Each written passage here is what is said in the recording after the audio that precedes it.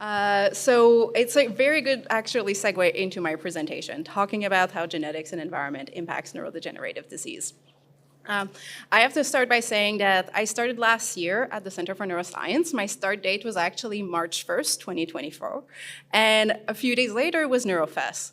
And I was just amazed by the quality and the discussions that were happening here. All the booths, the activity, and the talks, but most importantly, just the presence of all the people in the room, the curiosity, and the scientific questions that came out of it. That was really a unique environment that I never witnessed at that level before. And I was just really excited to participate in the following years, and that's why I'm here in front of you today. So I'm very happy to be here. My work studies neurodegenerative diseases. So those age-dependent neurodegenerative diseases are diseases that are acquired throughout an individual's lifetime. They include some example as Parkinson's disease, amyotrophic lateral sclerosis, or Alzheimer's disease. They all affect different regions of the brain, and they cause various, very different symptoms, where ALS leads to paralysis, Parkinson's disease causes tremor, and Alzheimer's disease is caused by memory loss. Alzheimer's disease is actually the most common of those neurodegenerative diseases. It doesn't only affect memory, it also affects thinking and behavior, and will impact the patient's and quality of life on a daily basis. There's more than 7 million Americans that are living with Alzheimer's disease in 2025. Alzheimer's disease kills more than breast cancer and prostate cancer combined. So it's a very major problem and health problem in the United States. However, there's very few therapeutics avenues that are available at the moment. You might have heard of some of the amyloid beta therapy. Can you see my pointer? Yes. So you might have heard of some of the amyloid beta therapeutic treatments that have appeared in the past few years, but those are still at the very beginning and are not widely available. Some of the other therapeutic avenues that are listed here are still in the process of being tested. And to this day, the best way to delay disease onset is really to work on those modifiable risk factors. So having a good lifestyle, exercising, and a healthy diet is so far the best we can do. And why it's been such a challenge to identify cures for neurodegenerative diseases is because the disease vary, as we were just discussing, between patients. So there's a lot of components that come into the development of these diseases. Sex is a major component in the development of Alzheimer's. Women are more affected than men by Alzheimer's, twice as many as men. Genetics is also another important component. If there's an individual in one's family with Alzheimer's disease, there's more risk that the following generations will also have Alzheimer's. Using genetic studies such as the ones that Alex described, there's more than 100 risk genes that have been linked to Alzheimer's disease. And it's been very challenging to find what is the similarities between all those risk genes. How do they all come together to cause memory loss? Another also important aspect of the genetic is that there's some individuals that will have mutations and will never develop Alzheimer's symptoms. And that's still a challenge to study and a big mystery in understanding. The other part, exactly where the conversation we left off, that last question just really set me up perfectly, is to talk about environment or lifestyle. We know that there's a lot of aspects in our lives that are affecting the development of Alzheimer's. Some of them we can impact, such as the ones that I talked before, such as good healthy habits, sleeping a lot, and having a good diet. But there's also others that are such as the chronic diseases like diabetes that will impact the development of Alzheimer's and that patients cannot really affect. So to understand Alzheimer's disease, throughout the years, multiple groups have worked to develop a different disease model. From very simple genetic models, such as C. elegans, which is a worm, or Drosophila, which is a fly, to rodent models, but also dogs or primate models. And all these models recapitulate one specific aspect of disease, and they're essential to understand these specific aspects of disease. However, we're always missing the complete picture of what is happening in patients. It's very difficult to fully recapitulate what is happening in humans from all these models because they are not human. One part that can explain the differences across the models is really at the level of the genetic. We know our genetic organization is complex in human, and that's something that is not conserved in all these organisms. To study the genetic of these disease, my lab has turned into induced pluripotent stem cells. So pluripotent mean that the cells can differentiate into all the cells of the body. Induce mean that we force them to become pluripotent. So we can force some cells to become stem cells and then differentiate them into all the cells we have in our brain.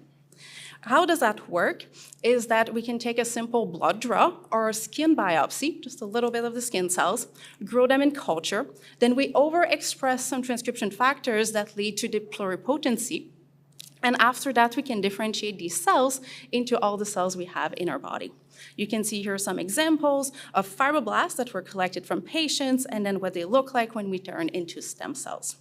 And the advantage of induced pluripotent stem cells is that the genetic materials we have is the same across all the cells in our body. So it will recreate the genetic complexity that the cells that are in our brain that are affected by disease have. How do we use these models to study neurodegenerative disease? Well, as I mentioned, we can make them and transform them into neurons, like the picture you see on the top, or microglia, like the one at the bottom.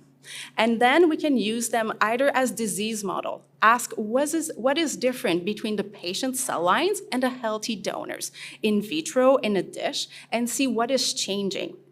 We can also use them to test drug discoveries. So new drugs can now be tested directly on patient cells with induced pluripotent models. We can also go further and genetically edit these cell lines, and that's a lot of work that's been done at the Institute for Regenerative Cures, where the premise of stem cell would be that we can correct these cells from their mutations and reimplant them in the patients. This is still very early days for some of these techniques. However, it's really opened a brand new therapeutic potential for these diseases. So now that we know we can create human cell cells in the dish, how do we get to understand Alzheimer's disease?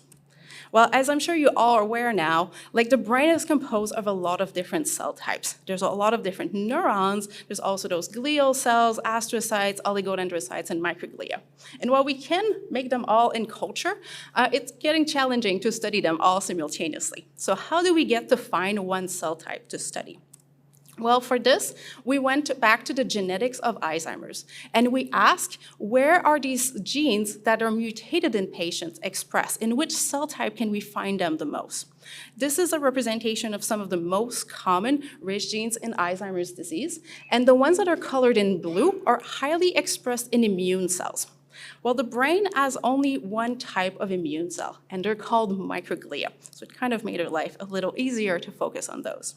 Microglia are also found around the amyloid plaque, which is really the pathological hallmark that is seen in patient brain. And here you can see the amyloid that is in red, and all the microglia around it in black, suggesting that if microglia express risk genes, if they're found around the pathology, then they might be doing something, and they might be involved in disease progression. But what are microglia? Oh no, this moved, I'm sorry. Little glitch. Microglia are the immune cells of the brain, and they're constantly sensing the brain environment. This is a live imaging of microglia in the mouse brain. As you can see, this is what they're doing by extending their processes, extending their little arms, and wondering if there's anything abnormal happening in their environment. When they detect something abnormal, as you can see in this video, the green dot appearing in the middle is a laser injury. Microglia are directly attracted towards this injury. The injury will cause cell death, cell debris, and microglia will go towards the site of injury, engulf or remove the cell debris that are there, and also secrete cytokines and proteins that will help repair the brain. So they're essential for the repair and the maintenance of the brain in a healthy state. My lab is interested in understanding how do microglia go from sensing the brain environment to responding to specific injury. So basically going from the first to the second video. And how could we use that knowledge to push microglia to repair the brain in the context of disease? To understand that, we also need to understand, as I mentioned, the genetic aspect of these diseases and how the brain environment is impacting them. We're trying to tackle this question by multiple angles. One of them is focusing on specific risk genes for Alzheimer's disease. And the first one, as you've mentioned already, as you heard already, is ApoE. ApoE is one of the main risk genes for Alzheimer's. It's been highly expressed in microglia, and in disease brain, you can also see it is highly expressed around those amyloid plaque, suggesting again that ApoE might be involved in regulating microglia in the context of disease. We were able to recreate in vitro using iPSC models those microglia expressing ApoE. The picture is not great, I'm sorry about that, but the one on your right is the one that has some pink dot representing ApoE, while the other cell just beside does not express ApoE in any way. And that's something we see in different models and in the brain. And it's really interesting because these two cells are literally one beside each other. So why is one expressing ApoE and not the other? And also, what's happening afterwards? Is the cell expressing ApoE going to do something completely different than the other one? And so my lab has decided to answer this question to develop reporter lines when we can track the gene expression profile of these cells throughout times in vitro. To do this, we basically added a molecule of fluorescence, GFP, after the ApoE genes, so that whenever ApoE would be expressed, it will release the GFP and the cells will turn green. This video is slightly too fast because microglia are very motile cells, but you can see that over time, we can look at the cells and track the cells that are turning green. And that allows us to count and measure how many cells are expressing ApoE at any given time over a long period of time. And this is a quantification over 2 weeks.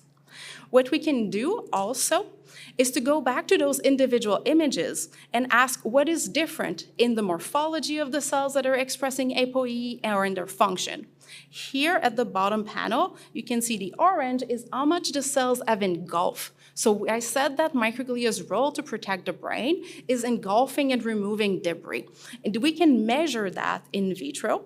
And here we can ask if there's a correlation between the cells that are green and the ones that are also red. Because all this is live imaging, and then where do they go after? Because these cells are alive and we can track them over time. This kind of study is extremely useful to understand what is the role of ApoE, which is a very important question to answer, and how it impacts microglia. But it doesn't get us to understanding why do patients with an ApoE4 variant develop Alzheimer's. To do that kind of study, we need patient cell lines, and that's really an advantage of using induced pluripotent stem cells than we can get from any patients. But with this work comes also a large increased amount of work because we basically need one cell line per patient.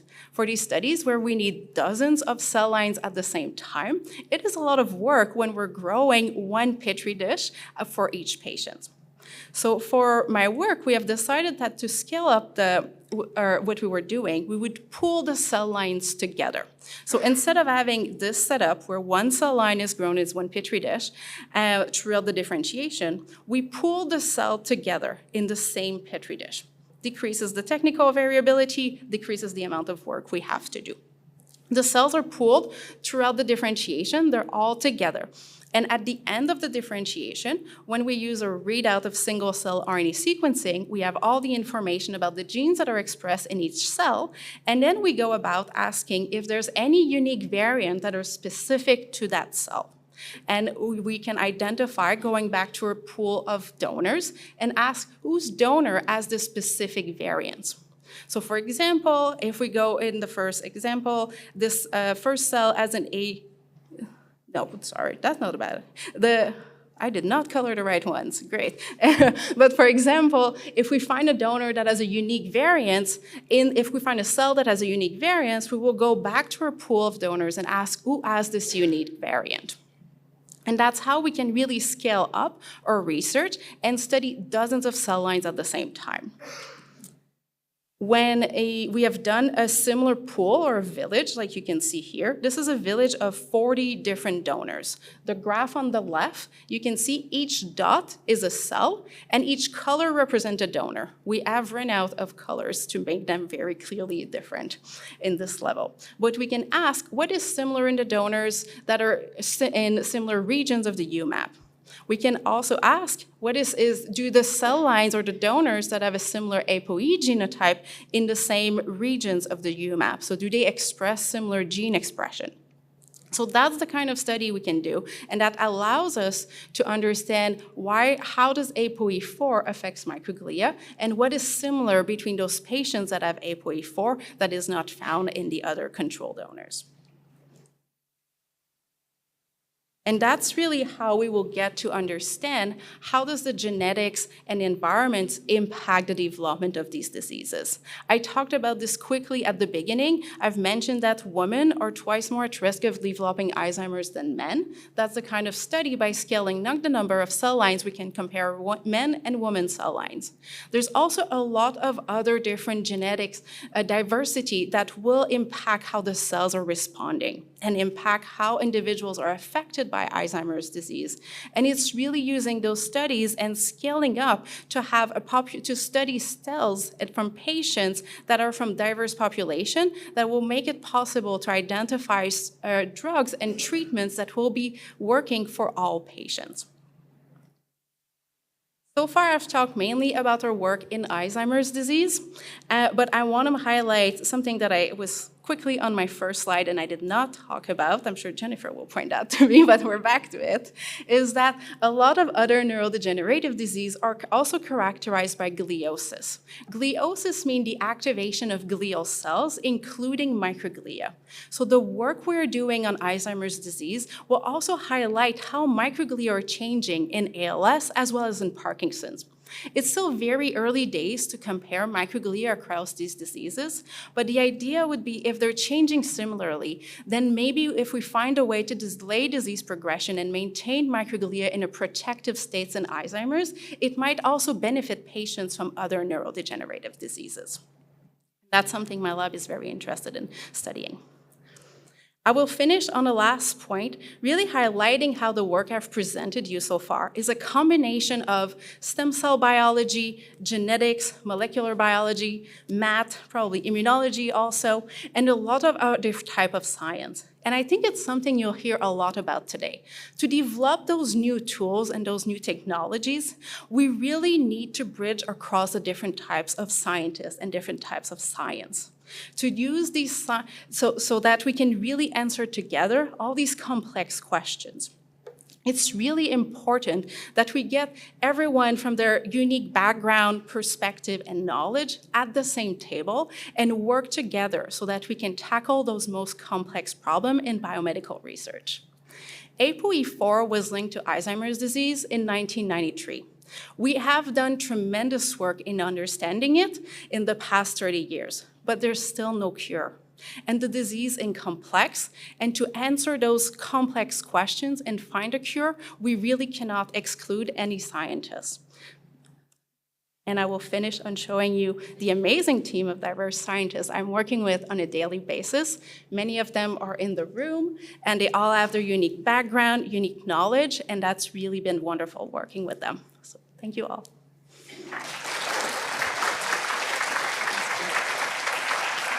Thank you. Questions?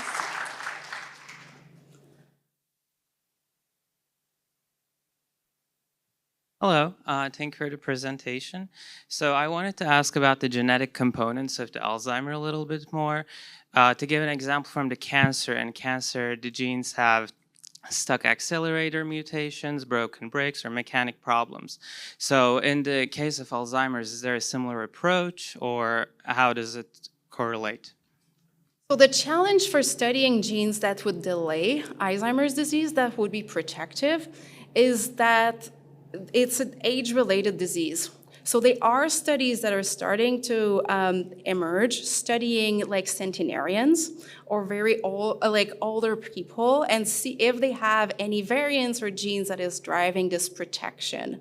However, time is clearly a limit here, and so it's been more challenging to do. And so far, most of the variants are causative of Alzheimer's, but there's a few, but we really don't know enough yet about them to know exactly how it's working.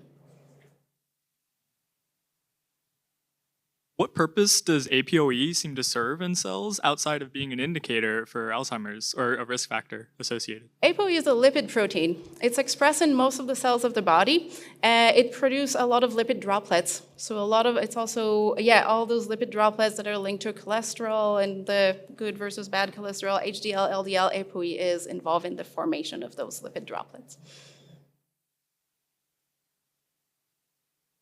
You know, I've been coming to this NeuroFest for several years now, and I've been so impressed with a lot of the advancement made, but there's still a lot to do, like you said. And my training was, I was a chemist, but turned to politician, so I think about funding, about resources, donors, and things like that. You know, my husband died, he had Parkinson's, he was 56, died when he was 66. My mother-in-law had Alzheimer's, and she died when she was 86. Now my sister-in-law, my husband's sister, has Parkinson's now. And you know, my husband was a donor, but when he died, I didn't know what to do. I cremated him. What a waste. So how do we, you know, for somebody who has all these things, and I think I just turned 80, and I think about it, do you need my brain or do you need things? So how do you reach out so that, you know, for people, the grieving, know where to go or what to do, because they don't think about this when it happens. So maybe that's something that we need to think about.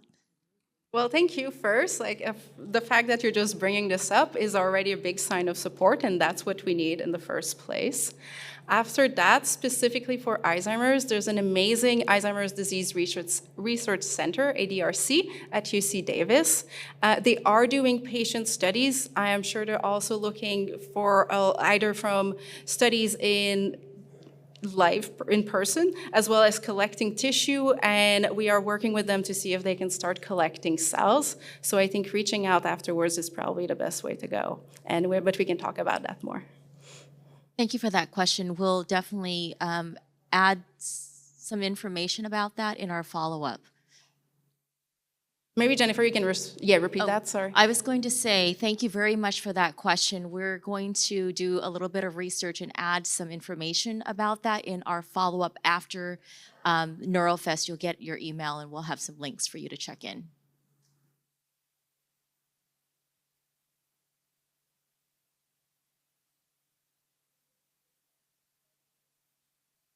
I have met him, yes. We have not set up official collaborations yet, but that's clearly something that, yes, as I just arrived last year, I think I'm still settling in and meeting. The people and the scientists around that are working on Alzheimer's and similar questions are, very broad, and there's many of them to meet, but yes.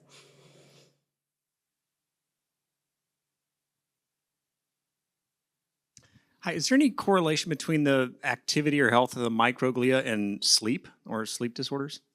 Yes, it is starting to emerge. Yes, microglia and other macrophages seems to be more active at different time of the day.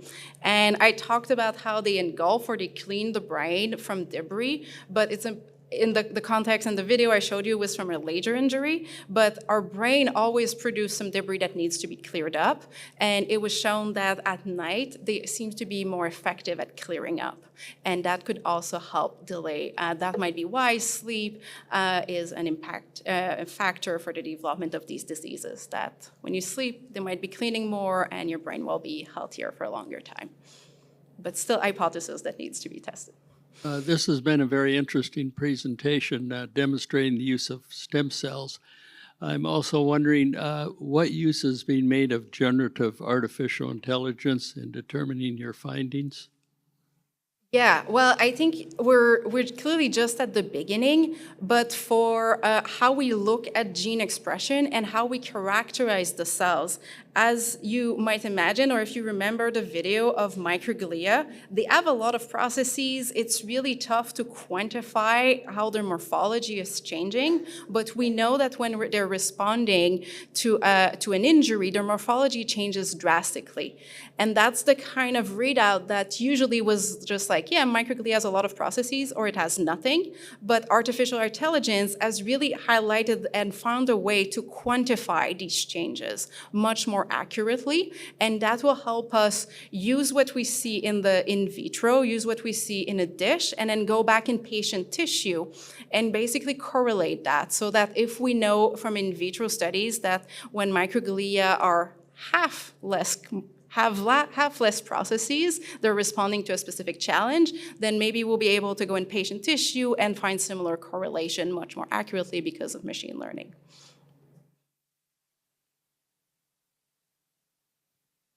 I have a couple of different subjects. One, I've always been curious about Alzheimer's and the possibility that it could be heat related or induced by heat in an environment, including like EMF created heat. And I think that just thinking about proteins and how they change with heat potentially, and I'm guessing that's been already looked at. That's my question. If you know about that, I'd really like to know if that has been already, I'm sure it's been examined, but I just wanted to verify. And the other thing is, on my way in today, I've been reading this book from the Sacramento Public Library. It's by a Ph.D. student from the University of Copenhagen with the last name of Brenborg. And he talks about research, this is a 2023 published book, he's talking about research that's published that suggests that amyloid proteins surround potentially like bacteria or viruses, and that there might be some correlation between infection and amyloid proteins, acting on that in tumors and in the brain, as obviously, because that's where the amyloid proteins are. And so I just wanted to mention that because it seemed really unusual. He's mentioning herpes drugs for treatment in one study has shown some positive effects. Yeah, I think it's important to say that like all these genes that have been mutated, or even amyloid, like those amyloid plaque or the protein aggregates that are observed in neurodegenerative disease, these proteins are all usually expressed, most of them in all cell types throughout our lifespan. These have good functions in the brain that still need to be investigated, and sometimes it's with time that the function gets from protective or healthy function to a detrimental and toxic function. And that might be something, I don't know much about exactly the function of amyloid or APP, which are the genes that are producing amyloid in the context of response to herpes. But these genes all have good functions in the cells. They just turn bad often over time, and that's something that's a really important aspect of the research that everyone is doing, to see how they go from good to bad throughout an individual's lifespan. Thank you so much, Dr. Therrien. Thank you very much.